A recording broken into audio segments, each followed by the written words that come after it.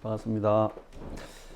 수요 성경학당 오늘은 복음과 회복 두 번째 시간, 복음과 정체성에 대해서 함께 배워보도록 합시다. 먼저 말씀 출애굽기 19장 4절에서 6절인데요. 내가 애굽 사람에게 어떻게 행하였음과 내가 어떻게 독수리 날개로 너희를 업어 내게로 인도하였음을 너희가 보았느니라. 세계가 다 내게 속하였나니 너희가 내 말을 잘 듣고 내 언약을 지키면 너희는 모든 민족 중에서 내 소유가 되겠고 너희가 내게 대하여 제사장 나라가 되며 거룩한 백성이 되리라. 너는 이 말을 이스라엘 자손에게 전할지니라. 지난주에 복음과 회복에 대해서 함께 배워봤죠. 복음은 하나님의 구원 이야기다. 복음은 예수님에 대한 이야기다. 복음은 하나님 나라에 대한 이야기다. 그리고 이 복음은 회복을 지향한다. 창조 세계의 전 영역에 대한 회복을 지향한다. 그래서 신앙생활은 이 복음에 합당한 회복을 추구해야 한다는 이야기를 지난주에 했습니다. 그래서 성장이 아니라 회복이라고 하는 그 신앙의 관점으로 전환해야 한다는 거죠. 오늘은 정체성에 대한 부분인데요. 정체성을 좀 다르게 쉽게 이야기하면 두 가지를 생각하면 됩니다. 하나는 나는 누구인가, 그러니까 어떤 존재인가 라는 부분이죠. 두 번째는 나는 무엇을 위해 어떻게 살아야 하는가. 그러니까 이것이 개인적인 정체성이라고 하면 이게 집단적, 공동체적 정체성이 되면 우리는 누구이며 우리는 무엇을 위해 어떻게 살아야 하는가로 규정되는 겁니다. 오늘은 바로 이 정체성 부분을 함께 한번 살펴보고 정리해 보도록 합시다. 그러니까 복음의 많은 영역들 중에 제일 먼저 회복되어야 될 영역이 어디냐면 다른 게 아니라 정체성입니다. 먼저 우리 성경에 이 정체성과 관련된 어떤 단어, 성경에는 정체성이란 말이 없잖아요. 하지만 이 정체성과 관련된 어쩌면 정체성을 대체하는 가장 중요한 단어는 언약이라는 단어인데요. 이 언약은 양쪽, 그 양자, 서로 간에 혹 어떤 개인과 다수, 아니면 다수 대 다수, 이런 어떤 양자 혹은 다수가 상호 간의 권리와 의무를 정해서 협약하는 것을 이 언약이라고 합니다.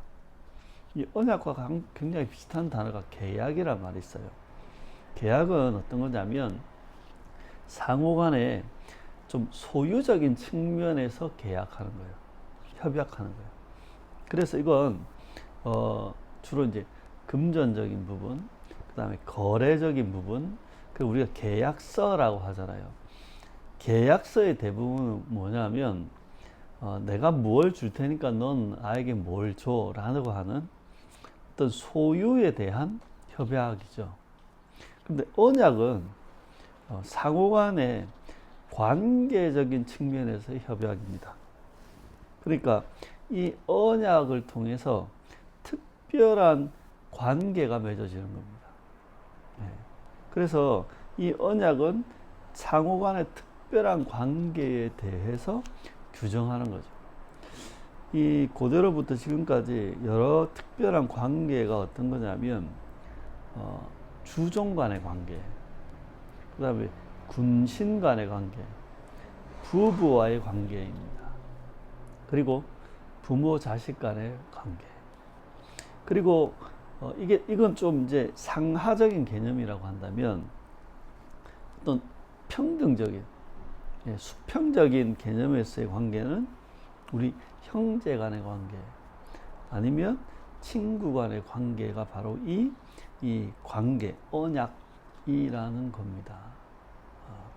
예를 들어 삼국지에 나오는 도원결이 보면 유비, 관우, 장비가 서로 형제 간의 어떤 관계를 체결하죠.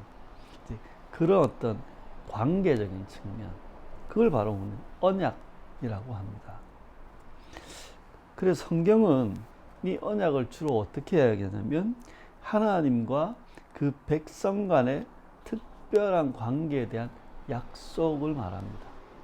그러니까 약속에도 보면 행위적인, 뭘 하겠다고 하는, 뭘 주겠다고 하는, 뭘 이루겠다고 하는 하나님의 약속이 있는 반면에 그 관계를 지키겠다고 하는 약속이 있잖아요. 이 언약은 그 관계에 대한, 특별한 관계에 대한 약속, 하나님과 그 백성 간의 특별한 관계에 대한 약속입니다. 그리고 이 언약 관계는 오직 하나님의 전적인 은혜로만 이 언약적인 관계가 시작될 수 있는 겁니다. 그리고 이 하나님과의 특별한 이 관계를 맺은 사람들을 뭐라고 하냐면 언약 백성이라고 합니다. 그래서 하나님이 내 백성이다. 또 신약에서는 내 자녀다. 이건 뭐냐면 그 특별한 관계, 언약을 이야기하는 것입니다. 근데 바로 이 언약이 이 우리의 정체성과 가장 밀접한 관계이고, 이 언약이야말로 회복의 핵심 키워드입니다. 자, 두 번째는 그럼 언약에서 한 발 더 들어가서 이제 언약 의식에 대해서 한번 생각해 봅시다. 신자는 그래서 하나님과의 언약 관계를 바탕으로 자기 존재, 즉 정체성을 규정해야 합니다. 그러니까 신자는 독립적인 존재가 아닌 거예요. 항상 하나님과 연결된 존재입니다. 그래서 신자는 하나님과의 언약 관계 안에서 존재의 의미를 찾아야 하는 겁니다. 이 언약의 어떤 이 회복의 어떤 그 반하는 이 죄는요, 하나님과의 관계 단절 속에서 모든 것을 규정하고 실행하는 것입니다. 신자는 언제나 이 언약 관계 안에서 모든 것을 보고 모든 것을 규정해야 되는데, 그 첫 번째가 뭐냐면 나 자신, 우리의 존재, 우리의 정체성을 바로 이 언약 관계를 바탕으로 규정해야 한다는 거죠. 그래서 신자는 그리스도의 대속과 하나님의 은혜를 근거로 자기 정체성을 확립해야 합니다. 자신의 소유나 자신의 행위에 근거해서 나 자신을 규정할 수는 없습니다. 우리가 이룬 업적이나 우리의 사회적 지위나 신분에 근거해서 우리 자신을 규정해서도 안 되는 겁니다. 또한 타인의 평가에 존재를 규정해서도 안 되는 거죠. 그 타인의 평가가 우리 존재를 규정하는 근거가 될 수 없습니다. 그래서 오로지 신자는 그 언약 관계 안에서 자기 자신을 규정해야 되고, 이 언약 관계라는 것은 그리스도의 대속과 하나님의 은혜를 근거로 한 자기 정체성이라는 겁니다. 그래서 신자는 이 하나님과의 언약 관계 안에서 첫 번째 자기 자신을 올바르게 바라보아야 합니다. 이걸 우리 뭐라고 하냐면 자아상이라고 합니다. 성경적 자아상은 언약 관계 안에서 자신을 바라보고 그것을 받아들이는 것입니다. 이 하나님과의 언약 관계, 또한 하나님의 은혜라고 하는 공식으로 자기 자신도 바라봐야 하지만 또한 타인도 그렇게 바라보고 규정해야 합니다. 그러니까 타인에 대해서 제대로 판단하려면, 타인에 대해서 올바르게 제대로 보려면 나의 시각, 아니면 나의 관점, 아니면 그 사람이 가지고 있는 업적, 행위, 소유, 직분, 이런 걸로 평가해서는 안 되는 거죠. 오로지 하나님과의 관계 속에서 나를 보고 다른 사람도 봐야 하는 겁니다. 그래서 이러한 언약적인 관점, 이것들이 구원받은 신자는 하나님과의 특별한 관계, 이 언약적인 관계를 늘 의식하며 살아야 하는 겁니다. 하나님과의 특별한 관계. 다른 말로 하면 하나님이 나의 하나님이라는 걸 의식하며 살아야 되고, 하나님이 이 우리의 하나님이라는 걸 의식하며 살아야 되고, 우리가 하나님의 소유라는 걸 의식하고 살아야 하는 겁니다. 그게 바로 언약 의식입니다. 하나님과의 관계 속에 나 자신이 어떤 존재인지를 늘 의식하고 살아가는 것. 그렇게 신자는 하나님을 의식하고 하나님 앞에서 살아야 하는 겁니다. 언약에 신실하신 하나님이라고 우리 지난주 시편에서 이야기했죠. 또한 온 세상을 공의로 통치하시는 하나님이라고 이야기했죠.